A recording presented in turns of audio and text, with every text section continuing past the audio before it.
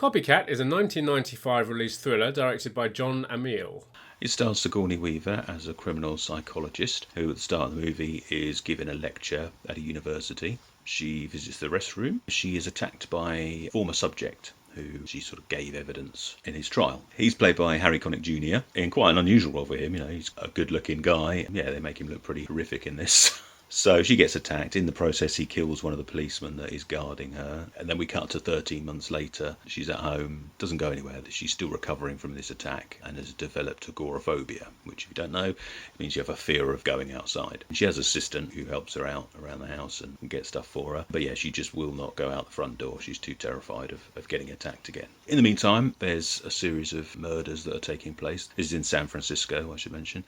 And there's two cops, played by Holly Hunter and Dermot Mulroney. And there doesn't appear to be any connection between these killings, apart from that they're all women. Obviously, Sigourney Weaver hears about these, on the news. And she's obviously still a criminal psychologist, so takes an interest because she has knowledge of lots of serial killers and their murders. Thinks she can offer some sort of assistance and starts calling the police station to try and put them on the right track. She gets involved with the cases, and it turns out that this killer is copying murders by former serial killers. And of course, Sigourney Weaver's character has an encyclopedic knowledge of these. The chase is on to try and figure out who is doing this and what murderer they're going to copy next. It's kind of like a reshaping of Silence of the Lambs. A little bit. The 90s were full of these serial killer. I mean, even today, we all love... For some weird reason, we love the serial killer. This show is it Mindhunter that's on at the moment? Yeah. Dexter was a huge show over here, in America and here as well. The recent movie with Zac Efron where he played Ted Bundy. He did, that's right. It was very good. I saw that. Since the kind of emergence of the serial killer, people have been fascinated by the serial killer. I'm not quite sure why. I mean, I used to be interested in them when I was younger as well. It just seemed to be something you'd go through and you'd read books about it and watch films and documentaries. I don't know why, because it is just the most... It's like the bottom of human criminal, isn't it? I mean, it's so vile and disturbing, and the people who commit these crimes are just... It's just horrendous. So why people are interested... I think that's why people are interested, I suppose, how the human psyche can get like that. Yeah, what drives people to commit these crimes, and some of them are, like you say, are absolutely horrific. What makes a person do that? Yeah, and I think that's why people are fascinated, because it's almost unknowable.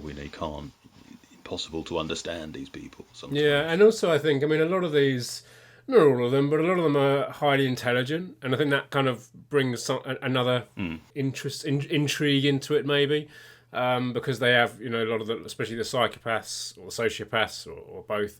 People like Ted Bundy are clearly very intelligent people.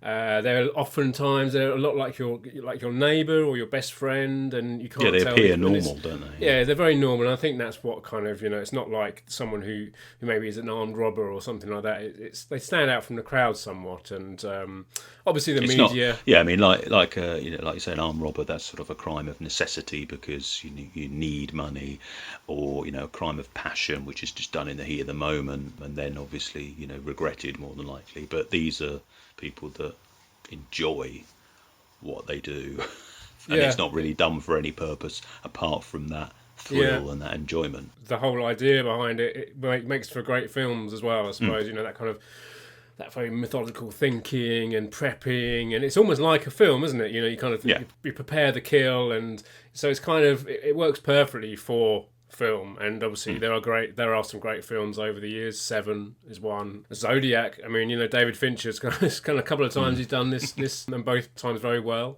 Silence of the Lambs was kind of the original, especially of the modern times. Came out at the beginning of the 90s, and what's that one is, I find this one's very similar to that one, because in that one, obviously, you have Clarice, played by Jodie Foster, and she's like the FBI agent.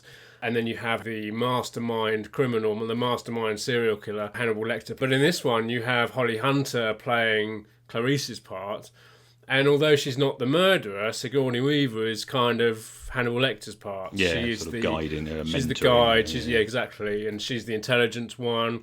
And also kind of similarly in Silence of the Lambs, is in that film, and Hannibal Lecter is incarcerated. And in this one, she is kind of incarcerated in her own home. So I think there's quite a few similarities between this one and Silence of the Lambs, what I noticed in this one seems to be very much the two women's film. All the guys in this film around them are all a bit pathetic, even the murderers. I mean, do you know what I mean? It's kind of, Yeah. I mean, her partner, is it Ruben, played by Dermot Mulroney? And then there's this kind of ex-boyfriend of hers that's a bit pathetic because he's cheated on her and he's now kind of got it in for the new partner because he thinks they're having there's something going on between them. And then the killers themselves, I mean, the one in question, the kind of copycat serial killer, is a bit pathetic. So it's kind of an interesting piece, this. It seems to be very much the two leads film. Yeah, it's their movie, isn't it? It's their movie, yeah, and they're kind of depicted as these two kind of very strong, independent women, which I think that too was quite an interesting thing at the time. It was, obviously Jodie Foster had done it for Silence of the Lambs, and I did read that in Jodie Foster's acceptance speech when she won the Oscar, she said that this was kind of like a film that is going to go, it's quite a good thing for women in cinema.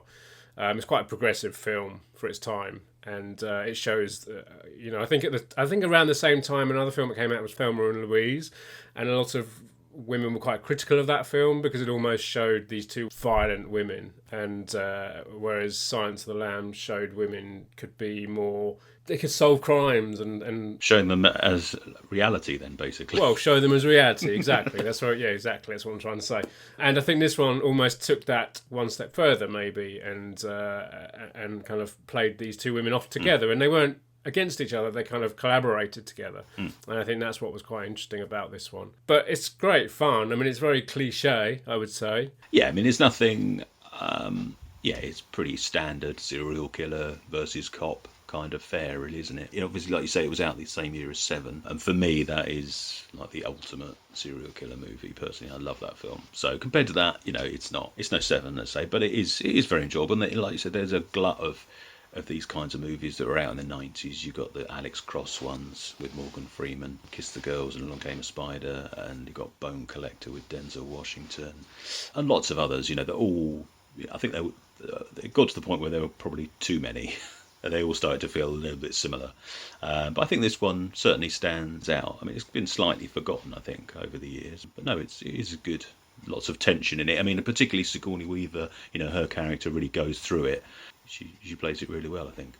She's great in this, and I was reading that she herself was very proud of the work she did in this film, and kind of regretted that it did kind of fall a little bit by the wayside because there were so many other of these films coming out at the time. I mean, I agree with you. I think Seven is the better of these two movies. Seven is an incredible film. Obviously, it is a David Fincher film who was such a force to reckon with in the 90s, that with Fight Club as well coming along. So I think Sigourney Weaver was great in this film. I think all of them are clearly having great fun. Holly Hunter's great as well, but Sigourney Weaver, I think, is quite stand out in this. I mean, she's always been a great actor. I've always loved her performances, obviously Alien. She is Ellen Ripley. But I think here she's kind of playing something slightly different. There's some great moments from her, which I do wonder whether a lot of the times in this film she does things that the cast aren't aware of. There is actually one thing near the end of the film that she did that the cast weren't aware of. I think she's a very clever actor, and she's so believable in this film. And her performance is just really great. I've seen this film a lot. When it first came out, I had it on VHS, and then I had it on DVD, and I've watched it quite a few times over the years. It's been a bit of a gap since last, and then watching it for this. But it's still great. It still holds up. It's got some great, like I said, great performances, some great actors. Harry Connick Jr. is creepy as in this. Yeah. I mean, he's not in it a great deal, but yeah, he's great, yeah. Bit of scenery chewing. It's literally with teeth and all, yeah. The film's a little bit cliche at times. I think the trouble with it is, like I said before, it's a film about the two leads. The part of it about the serial killer, if you are into serial killers, if you're into the history of serial killing, the serial killing in this is a bit improbable. And as they kind of say that in the film as well, the whole fact that a serial killer follows a pattern. In this one, he's basically ripping off other serial killers that have been around. So Ted Bundy and Jeffrey Dahmer, the Hillside Strangler, David Berkowitz, people like that. So would an actual serial killer actually do that, or would, you know what I mean? And they do bring that up in the film, and I think that plot device almost makes it a little bit unreal, this film, which I think takes away from it. Whereas something like Seven is, although it's pretty mental, it's slightly more believable. There's some events that kind of push believability. Like, you know, at one point there's a cop posted outside her house, you know, outside her front door, making sure that the serial killer doesn't try and attack her. And he goes off to investigate a car alarm that's going off in a car park. It's like, really? Is that what you're going to do? So you're going to leave your post? That's your call. You know, you've been given this job to do. You could just kind of wander off and leave your post. Wander off and leave you know, it. if there was gunfire going off or something like that, okay, I'd get that. But a car alarm, so just leave whoever's car it is to sort it out. Yeah, exactly. It doesn't really matter. I know, and I think that's the trouble. There are a few cliche. I mean, there's a few kind of, you know, suspenseful cliche moments with Sigourney. So obviously she's in her flat alone, which is kind of opening up for, you know, people being inside. There's a couple of quite creepy moments with her wandering around by herself. And is there someone in there, you know, like she gets a garment of clothing out and puts it on the bed, and she goes off and has her shower, and she comes back, and the red dress that she was in at the beginning of the film when she was attacked by Harry Connick Jr. was now laid out perfectly on the bed. Things like that, which are kind of great 80s, 90s kind of noirish thriller, suspenseful tropes that exist all over this film. It's creepy. There are creepy moments in there. I think the guy playing the serial killer, although his characters, well, serial killers mostly are pathetic, but he's quite a pathetic individual in this. I think he does it really well, and he's clearly enjoying it. But he's actually in Surviving the Game that we covered well, way back when. You're right. I actually noted that. Completely forgot about it, so thanks for reminding me. There's also some classic 90s interneting. Oh, there is, yeah. With some great chat rooms and magical emails that self-destruct and things like that. Well, yeah, I thought that the killer has some pretty high-tech software for the 1995. Some of the things he can do with it are pretty amazing. I think there's one thing he has a picture of a woman who's like under cellophane, under plastic, and he takes Sigourney Weaver's face and he pops it over there, and it kind of merges as though it exists underneath the plastic. It's like, wow. And the cellophane's still there. I was like, that's pretty incredible for now, let alone 1995.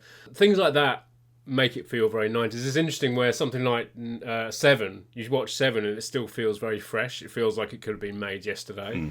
Whereas these kind of films, there's trouble with like 80s and 90s films. If you put in technology or you put in... it immediately ages it, doesn't it? Yeah. Totally. But it's a great fun film, and I definitely recommend it. And, you know, you can see it like we've been doing on Amazon Prime. It's available for free. Well, if you have Amazon Prime, it's available on there.